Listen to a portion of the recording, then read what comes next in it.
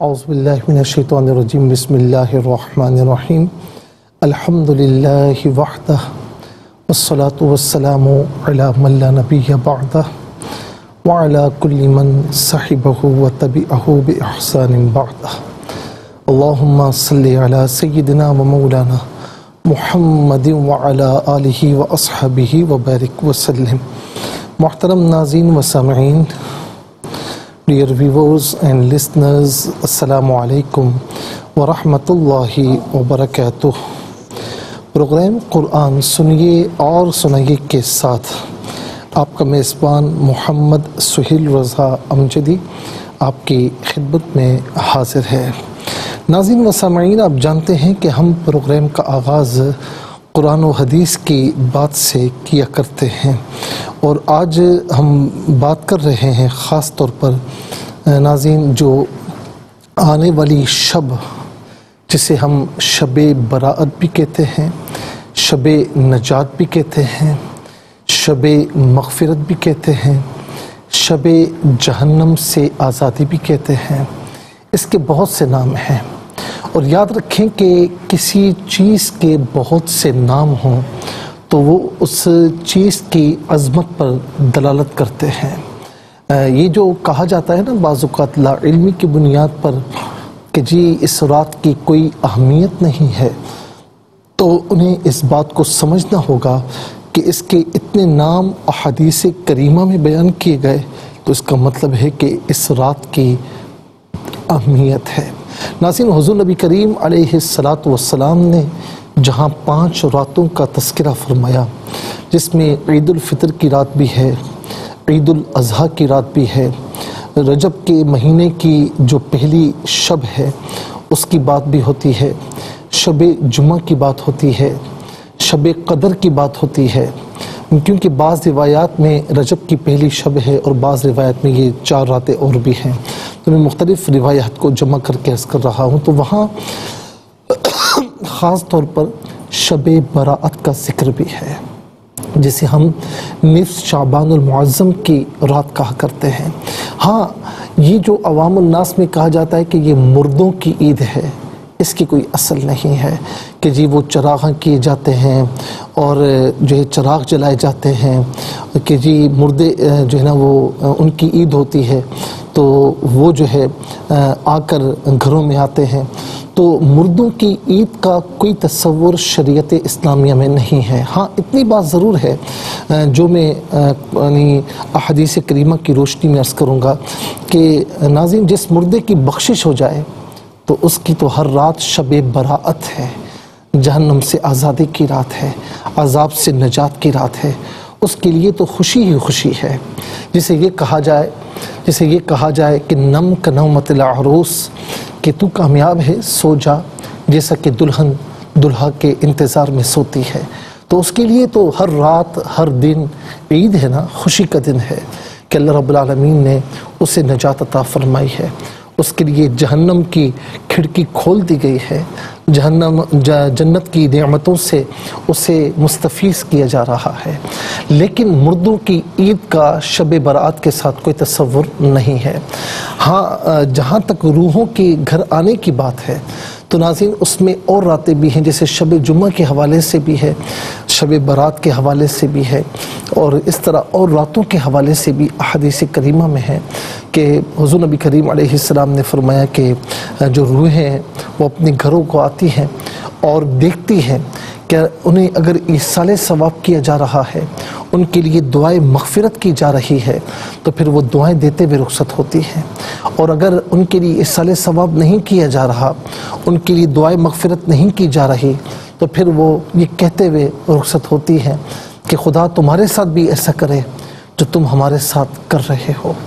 ناظرین، یہ بہرحال موجود ہے، اور یہ شب جمعہ کے حوالے سے بھی ہے اور اس رات کے حوالے سے بھی ہے، لیکن مردوں کی عید کا کوئی تصور نہیں۔ یہ چراغاں یعنی یہ چراغ جلانا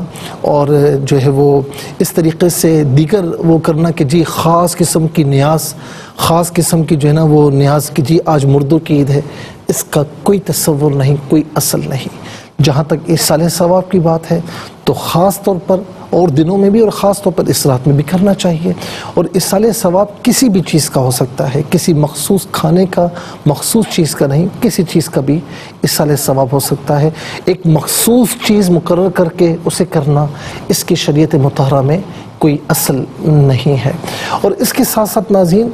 میں یہ بھی عرض کروں گا کہ اس رات میں خاص طور پر یہ پٹاخے چھوڑنا اور اس طریقے سے حرکات کرنا، اس کی بھی کوئی شریعت میں گنجائش نہیں ہے۔ یاد رکھنا کہ یہ پٹاخے جو چھوڑے جاتے ہیں نا اور اس طریقے سے پھلجھڑیاں چھوڑی جاتی ہیں، یہ تو ابراہیم علیہ السلام کو جب آگ میں ڈالا گیا تھا تو وہ جو مخالفین تھے وہ کر رہے تھے۔ ناظرین و سامعین، تو ذرا سوچی کس کا طریقہ ہے، یہ مسلمانوں کا طریقہ نہیں ہے، اور پھر اس میں کسی مسلمان کو، کسی انسان کو تکلیف پہنچے، اس کی شریعت میں کوئی گنجائش نہیں۔ ہاں، یہ جب یہ رات آتی ہے، یا اس قسم کی شب قدر ہے، شب معراج ہے، اس قسم کی راتیں جب آتی ہیں تو جس میں مسلمانوں کو مسجد میں آنا ہوتا ہے، عبادت کرنا ہوتی ہے، تو مسجد میں کچھ چراغاں کا اہتمام کرنا، یعنی کچھ لائٹس زیادہ لگانا کہ ذرا مسجد میں لوگ آئیں اور آرام سے عبادت کر سکیں، تو اس میں کوئی شریک قباحت نہیں ہے۔ اور میں سمجھتا ہوں ناظرین کہ اس رات میں یعنی مختلف تابعین سے روایت ہے، جیسے مکحول رضی اللہ تعالیٰ عنہ، لقمان بن عامر رضی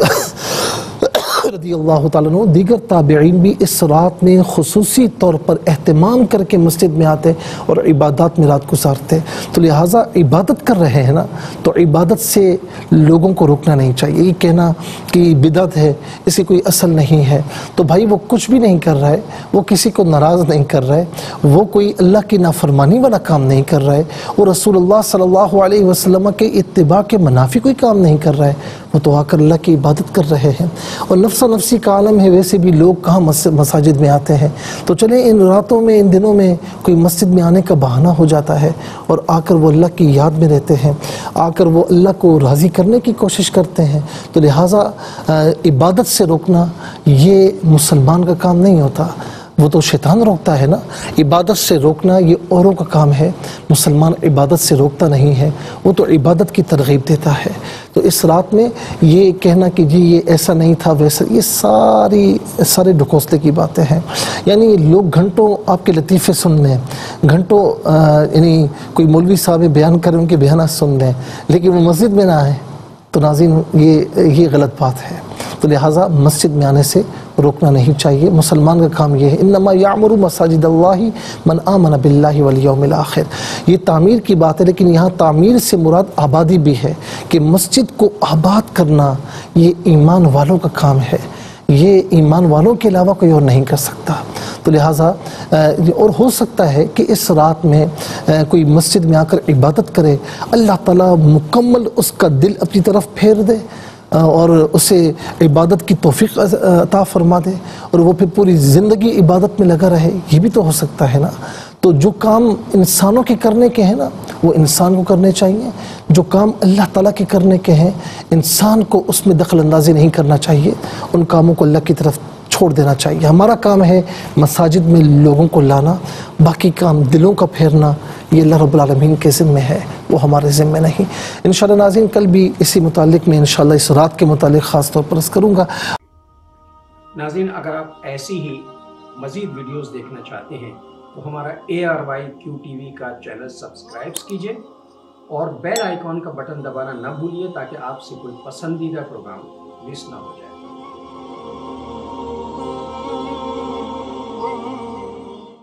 Allah